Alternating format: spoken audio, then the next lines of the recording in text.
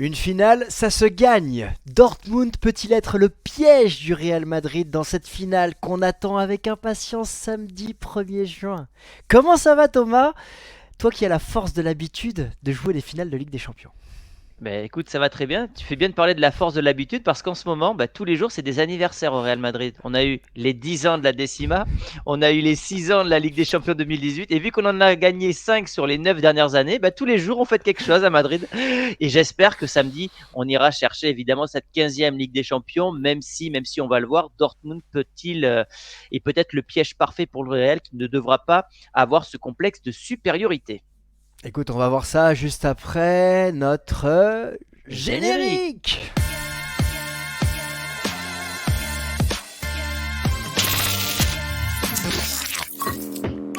Profitez des meilleures cotes avec Unibet. Bienvenue sur le Vestiaire Football Club les amis. Aujourd'hui on va se parler 100% du Borussia Dortmund parce que jeudi, rendez-vous sur le coup de 16h, 16h30 pour l'avant-match, la preview où on va vous partager complètement notre regard sur les deux clubs. Mais là aujourd'hui on voulait faire un focus sur Dortmund parce que il y a peut-être quelque chose qui va se passer. Ouais, c'est une équipe un peu à deux visages, un parcours en Ligue des Champions qu'on verra juste après, mais une Bundesliga qui a été globalement décevante. Donc là, on voit ils sont cinquième au classement, ils vont quand même jouer la prochaine Ligue des Champions parce qu'avec le coefficient UEFA, etc., ça a débloqué la cinquième place qualificative pour la prochaine Ligue des Champions. Mais une équipe qui a encaissé beaucoup de buts, très peu de victoires finalement en ratio, c'est à peine au-dessus de 50%. Ça leur ressemble pas tellement, je trouve, sur les dernières années. Mais voilà, une équipe qui a réussi à faire un parcours plus qu'honorable en Ligue des Champions et ça, c'est tout à leur honneur. Ouais, carrément, un très gros parcours. Alors je regarde, fais un focus sur les 10 derniers matchs quand même Mhm. de la saison. Ils ont perdu contre l'Atlético Madrid, mais ils ont été remportés, on va y revenir juste après. Ouais, Après, il y a deux défaites. ouais, Leipzig, c'est Leipzig, logique, ils étaient en feu. Ils étaient en feu. voilà. Et Mayence, on est en fin de championnat, il y a le relâchement par rapport au Paris Saint-Germain et la qualification. Donc, à nuancer quand même, parce que tu vois, sur les derniers matchs, Leipzig est en feu, ils vont faire match nul contre le Bayer Leverkusen. Ils perdent contre Mayence juste après la qualification, mais ils sont sur une bonne dynamique. Et tu sais que la dynamique chez moi, c'est un côté important. Donc ils vont arriver quand même en pleine possession et en pleine force, parce qu'ils n'ont pas de blessés. On va revenir après sur l'équipe. Mais ils avaient débuté délicatement cette Ligue des Champions, défaite face au PSG lors de la première rencontre où ils avaient été Largement broyés, dominé. ouais, Ouais. broyés sur la première mi-temps notamment, et puis match nul contre l'AC Milan, puis après dans ce groupe, dans cette poule qu'on avait appelée la poule de la mort, ils ont été qualifiés en terminant premier, avec 3 Ouais, victoires alors consécutives. c'était une belle surprise parce que lorsqu'on avait fait nos pronos justement sur les phases de poule, de souvenirs, on avait mis Dortmund dernier ou Mhm. troisième, on les Mhm. voyait pas passer au deuxième tour. Ce que je te disais en off, c'est pas que c'est à relativiser parce que ça reste un groupe qui est évidemment très compliqué, mais au moment où ils ont affronté, si tu veux, Milan, Newcastle et le PSG, ces équipes-là n'avaient pas le niveau de l'année précédente. Je m'explique, Newcastle, cette année a été plutôt décevant Mhm. sur l'année Mhm. globale.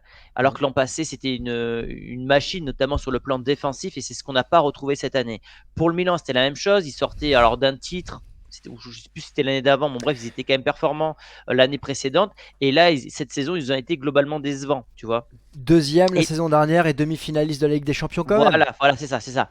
Au moment où les matchs ont lieu, on n'a pas ce regard-là, mais a posteriori, je suis d'accord Ouais. avec toi, c'est pas les mêmes Et, équipes que la saison dernière. Et le PSG, on peut dire, alors même si c'est un très grand club, on ne doit pas utiliser ce mot-là, mais il y avait une transition qui avait été amorcée avec l'arrivée d'un nouvel entraîneur, Luis Enrique, qui devait faire place aux jeunes, etc.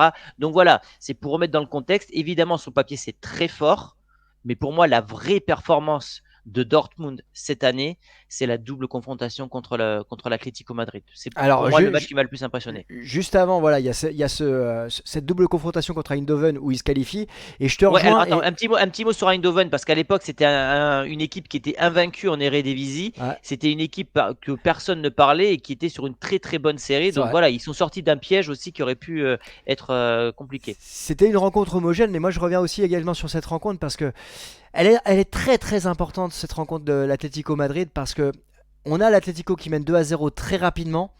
On a le Borussia qui revient, je ne vais pas dire contre le cours du jeu, mais sur une deuxième mi-temps qui est très importante du côté des Allemands. Et à la dernière seconde, en fait, il y a des situations des deux côtés. L'Atlético qui aurait pu mener 3-0 avant, aurait pu se faire rattraper 2-2. Et on se dit, sur le moment, quand on analyse les rencontres, que l'Atlético va faire le taf du côté du Signal Iduna Park, et finalement, non, parce qu'ils vont aller remporter cette victoire 4-2 dans un match épique. Ouais, Épique un parce match qu'ils mènent avec. 2-0, et ils C'est se font ça, il y a rattraper à 2-2. 2-2, et Ouais. après, ils retournent encore Avec le Füllkrug, game. encore lui, hein, vraiment une belle révélation ce mec. Et puis évidemment Sabitzer. Non, une équipe qui est toujours compliquée à jouer. D'ailleurs, je crois qu'ils avaient été invaincus depuis je sais plus combien de temps chez eux à domicile, un peu comme le Real. Donc ces équipes-là à domicile sont toujours très compliquées à faire déjouer. Mais voilà, cette double confrontation contre l'Atlético, et je sais de quoi je parle puisque l'Atlético cette année, c'est la seule équipe qui a battu le Real Madrid. Et qui plus est 2 fois, donc les sortir sur un match aller-retour avec Simeone, tu sais, qui a son expérience aussi en Champions League, je trouve que c'est une véritable prouesse pour le club allemand. Moi, je voudrais revenir sur la double confrontation contre le Paris Saint-Germain parce que tous les bookmakers, nous, en tant que supporters du football, on a analysé cette rencontre en se disant que Paris allait passer. Et c'est vrai qu'on a été surpris de la performance du Paris Saint-Germain parce qu'elle a été en dedans, mais aussi très agréablement surpris par la maîtrise tactique et la gestion entre les lignes de cette équipe de Dortmund qui a joué avec ses forces, on va y revenir juste après, et qui a été un vrai bloc et qui a su tenir la pression.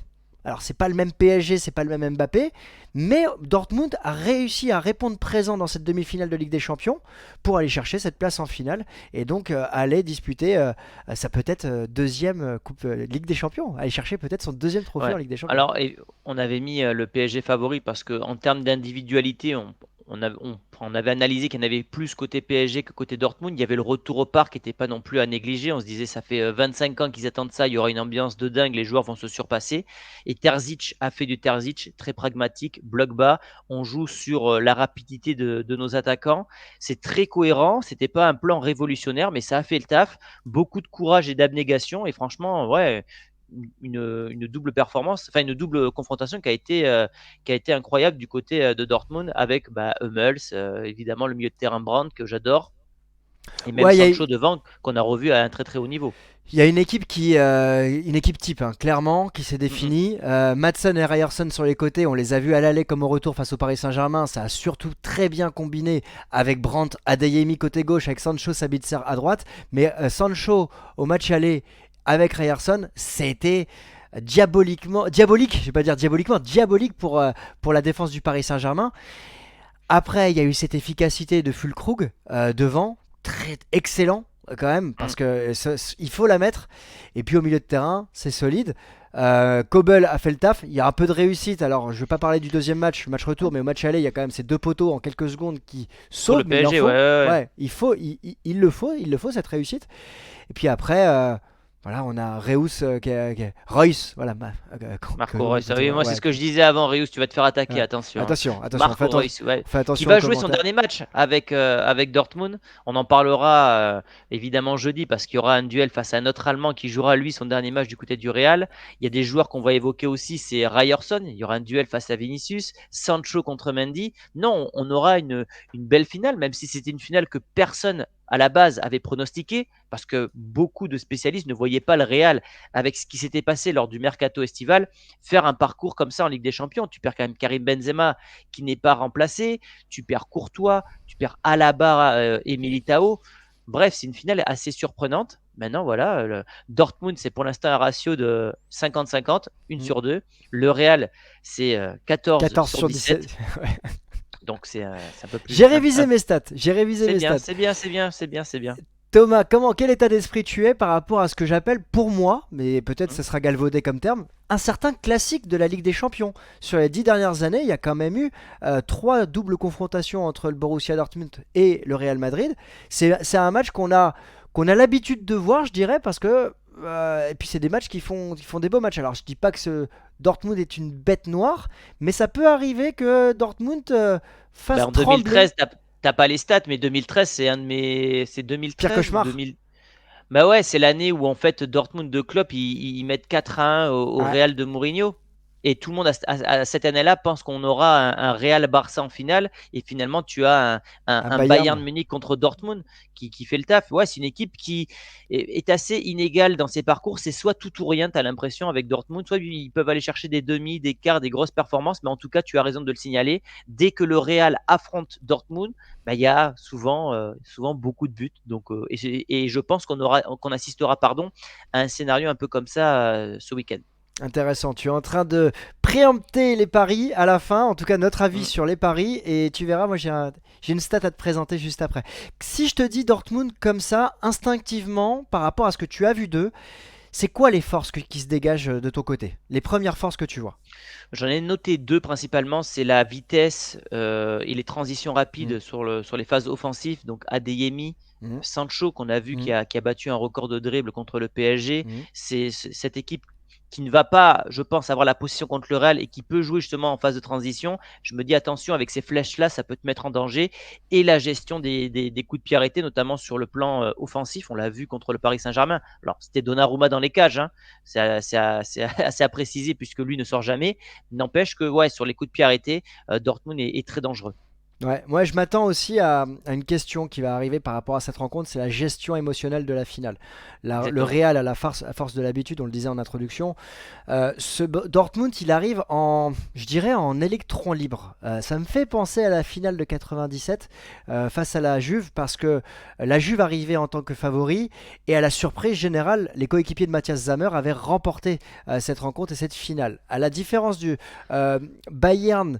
Alors attends, Dor- je te partage le résultat justement avec Del Piero, Zizou, Deschamps en Je me rappelle 97. très bien de cette finale. C'est peut-être l'une des premières finales de Ligue des Champions que j'ai regardé. Tu te rappelles du but de Lars Ricken quand il marque de Ouais. loin et Hmm. frappe Ouais, ouais, ouais. insouciante sur Angelo Peruzzi. Et puis il y Je a suivais la Juventus à l'époque. ah bah, Enfin, il y avait un, cer- Zidane et tout un ça. certain Il y avait ZZ. Oui, Ouais. oui, il y avait ZZ.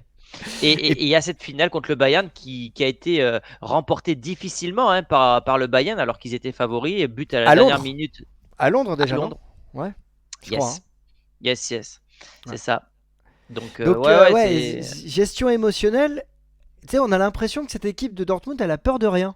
Moi, c'est Bah, ça ils ont qui rien à ressort. perdre. En fait, ils sont toujours dans le rôle de l'outsider. Donc, au final, t'as rien à perdre. Là, le club qui a tout à perdre samedi, c'est le Real. Ça fait depuis 1980 qu'ils ont pas perdu de finale de Ligue des Champions. C'était contre Liverpool. Ils ont gagné les 5 dernières. Ils peuvent en gagner une sixième sur les 10 dernières années. Donc, Dortmund, ils vont arriver. Voilà, si on crée l'exploit, ça va être monstrueux. Ah, c'est énorme. C'est le Real qui aura la pression. Donc évidemment, ça joue. Mais tu as raison de parler de la gestion de l'événement parce que là où la pression va être sur le Real, ben, l'avantage qu'ils auront, c'est qu'ils auront cette gestion de l'événement. Un Carvaral, un Kroos, un Modric, tous ces mecs-là sont habitués à gérer la pression d'un événement. Et c'est comme quand tu affrontes Djoko, Nadal ou Federer en finale d'un tournoi, même si tu es plus fort physiquement ou tactiquement, etc. Bah, eux, ils savent gérer le stress et on sait qu'il y a des joueurs qui n'arrivent pas justement à gérer ces moments compliqués. Ça, c'est la force, enfin, c'est le désavantage que je pourrais voir peut-être du côté de Dortmund. Après, sur le terrain, on en parlait tout à l'heure, c'est ce côté, cette défense. Alors, on a évidemment Hummels qui est très fort, excellentissime depuis le début de la compétition. Il sera pas à l'Euro, hein, je crois, hein. Il n'a pas été, Non, il n'a pas été pris comme il a pas beaucoup été de joueurs pris. de Dortmund. Brandt Ouais. n'a pas été pris, Sancho n'a pas été pris. D'ailleurs, il y a pas mal de supporters de la Mannschaft qui se disent mais pourquoi Nagelsmann il est en train de boycotter à ce point-là Dortmund, surtout qu'ils font un parcours en Champions qui est quand même plus qu'honorable. C'est assez surprenant. Et en tout cas, il y aura aussi cette défense qui peut être, alors, Je dis une bêtise vieillissante. avec Sancho puisque Sancho est anglais, Ah oui, mais il n'est anglais, pas ouais. sélectionné pour l'Euro lui aussi. Mais défense vieillissante, alors on va mettre des guillemets pour justement nuancer le mot, pour apporter une définition derrière, c'est-à-dire que cette défense, elle peut parfois être lourde, on l'a vu dans les statistiques tout à l'heure, en Bundesliga, elle a pris beaucoup de buts, mais tout de suite, je nuance mon propos parce que en Ligue des Champions, c'est peut-être 7 ou 8 buts pris depuis le début de la Ligue des Champions, mais il reste sur 2 clean sheets face au Paris Saint-Germain. Alors il y a eu 3 buts encaissés, 4 buts encaissés face à l'Atlético Madrid, certes, mais c'est une finale et on sait que ça peut se jouer sur des micro-détails Donc, Bah, vu qu'ils ont une défense lente, je reste persuadé qu'ils vont continuer à jouer en bloc bas et très resserré. Parce que si tu laisses de l'espace dans ton dos avec des mecs comme Vinicius et Rodrigo, bon ça on en parlera jeudi, c'est presque du suicide. Donc évidemment que, et c'est ce qu'ils ont fait d'ailleurs contre le PSG, hein, à hmm, merveille, hein. Ils avaient des phases où ils attaquaient, puis ils se repliaient, et ils l'ont géré à bloc. merveille. Ouais. Ouais, ouais. Alors justement, je voulais te partager une stat avant qu'on passe à nos pronostics, en tout cas à regarder la tendance des pronostics. Il y a un élément qui est important à prendre en compte pour cette finale. Regarde les 4 dernières finales de Ligue des Champions et regarde le score de ces finales. Alors évidemment, il y en a une que tu maîtrises parfaitement, c'est le Real Liverpool de 2022, mais on a eu que le score de 1-0. Et si on revient un cran plus bas, eh bien, contre Liverpool qui ouvre le score, le Real qui ouvre le score contre Liverpool, le Real qui ouvre le score contre la Juve, le Real qui ouvre le score contre l'Atlético Madrid, le Barça, je crois qu'il ouvre le score en 2015 également, Oui, oui, oui. sauf le dernier à ne pas avoir remporté la Ligue des Champions sans avoir ouvert le score, c'est le Real lors de la Décima en Mm, mm. 2014. Donc, mon propos, c'est de dire, je Le premier m'attends. qui marquera aura quand même une grosse. Ouais, Bah, ouais, il c'est a possible, hein. 90% de chances de l'emporter. Et moi, je m'attends quand même, à l'heure actuelle, avant de passer au prono, à un score très très très serré entre les deux équipes. Ouais, mais par contre, tu vois, j'ai du mal à imaginer un match qui va se solder seulement avec un but. Intéressant, on va suivre. Ouais. On va suivre. Ouais, On va suivre. notre pronostic exact, on vous le donnera évidemment jeudi lors de Ouais. notre avant-match. Là, on va passer à la partie Attends, nos je m'en occupe. pronosticos. J'ai un petit générique là. T'as On un le petit faisait, hein. générique? Ah ben Allez, ouais, c'est parti. content de le mettre, ça fait toujours plaisir. Los pronosticos. Exactement. Donc attends, je cherche le machin là pour là. Voilà. Là, hop, on passe comme ça. Tac, c'est bon. Avec notre partenaire Unibet qui vous offre 10 euros. Qui vous offre 10 euros, oui, directement avec le lien qui est dans la description. Vous cliquez, vous vous inscrivez, vous avez 10 euros qui vous sont offerts. Et en plus, c'est doublé avec le bonus du moment qui est jusqu'à 100 euros remboursés si votre premier pari est raté. Mais bien évidemment, on rappelle les conditions, Thomas. Ouais, on parie avec responsabilité, les amis. Ça reste des jeux d'argent, donc c'est strictement réservé aux personnes majeures et surtout, ça doit rester du divertissement. Donc si vous le faites, pariez de petites sommes. Et regarde Thomas, tu n'avais pas vu les cotes avant de commencer la vidéo, Ouais, tu m'as dit je pense non, que le non. Real est favori. Oui. Le Real est extrêmement favori pour la victoire dans les 90 premières minutes à 1,61, le match nul à 4,10 et Dortmund à 5,15. On est lundi, on est à 5 jours du match, ça peut changer. Ouais, bon, enfin, on a quand même une situation qui prouve que le Real est favori et je pense pas que ça va beaucoup changer d'ici samedi. Je vois pas quel élément pourrait inverser la tendance. Ah, une Là, blessure comme de ça, Vinicius par exemple, ouais, tu ouais, vois. ouais, c'est vrai, t'as raison, t'as raison. Si le Real enchaîne des blessures, là, comme ça, je partirais moi sur une victoire du Real dans les 90 minutes. D'accord, Sans te donner mon pronostic exact, mais ouais. moi je m'attends quand même à un match très serré. C'est probable pour moi que ce Dortmund embête mais longuement ce Real. J'ai plus la tendance Real Madrid pour la victoire finale. Mais je m'attends quand même à un scénario où Dortmund peut justement titiller ce Real et tenir longuement et peut aller en prolongation. Ah, Après, toi, ouais, voilà. Alors moi, tu vois, pour le coup, je vois pas de prolongation dans ce match-là. d'accord. Donc peut-être que Dortmund va embêter le Real sur une heure ou sur, on va dire, 70 minutes de jeu. Mais je ne vois pas ce match aller aux prolongations. Moi, je partirais sur une victoire du Real. Après, je vous donnerai mon pronostic jeudi, mais avec les buteurs, etc. Mais en tout cas, ouais, je vois une victoire finale du Real qui remporterait donc sa 15e en 18 finales. Ça fait un ratio de combien, ça? Attends, je vais De regarder. 88, 92%, quelque chose comme ça. Attends, je vais regarder Euh, de suite. 15 divisé par 18. 83%. Yes. 83, 83. Écoute, on verra ça jeudi. Moi, pour revenir sur la stat des finales tout à l'heure qu'on a annoncé, sur les 4 dernières, c'est le score de 1 but à 0. But pour les deux équipes. À cette réponse, je jouerai non. 1,83 la cote sur ce pari-là. Donc à suivre parce que ça va être, à mes yeux, ça restera très serré. Bah, une finale, de toute Évidemment, façon, c'est toujours compliqué à voilà. gagner. Bon, sauf si tu as un scénario qui va dans ton sens, style il y a un carton rouge dès les premières minutes de jeu. Une finale, ça reste toujours compliqué parce que l'équipe d'en face va jouer sa vie. Ils vont respecter à la lettre les consignes de l'entraîneur. Donc, sauf énorme erreur tactique de Terzic, ce qui ne lui ressemblerait pas. Voilà, Terzic, il maîtrise à merveille ce genre de confrontation aussi. Il est critiqué pour son style de jeu, mais factuellement, sur le nombre de points pris par match depuis son intronisation au poste d'entraîneur, ça reste au-dessus de la moyenne. Écoute, on va suivre ça. Dites-nous en commentaire comment vous voyez justement l'approche de cette rencontre à maintenant 5 jours de l'événement. Est-ce que vous pensez que Dortmund peut créer l'exploit sans, encore une fois, trahir de secret? Il semble que ce soit le Real Madrid qui soit favori par la force des choses. Est-ce que le Real doit craindre ce Borussia Dortmund? Dites-nous tout ça en commentaire. Et puis nous, on va se retrouver toute la semaine, je crois, parce que... Ouais. Il y a du mercato là. On a parlé de compagnie ce week-end. Là, apparemment, il y a un nouvel entraîneur de Chelsea qui va peut-être signer dans les prochaines heures ou prochains jours. Donc, on en parlera également. Donc, voilà, on va faire un peu le tour d'Europe de tout ce jeu de chaises musicales qui est en train de se mettre en place avec évidemment le plus grand plaisir. On se dit à demain, Chris. Salut, à demain. Salut Thomas. Ciao, Ciao. ciao les amis.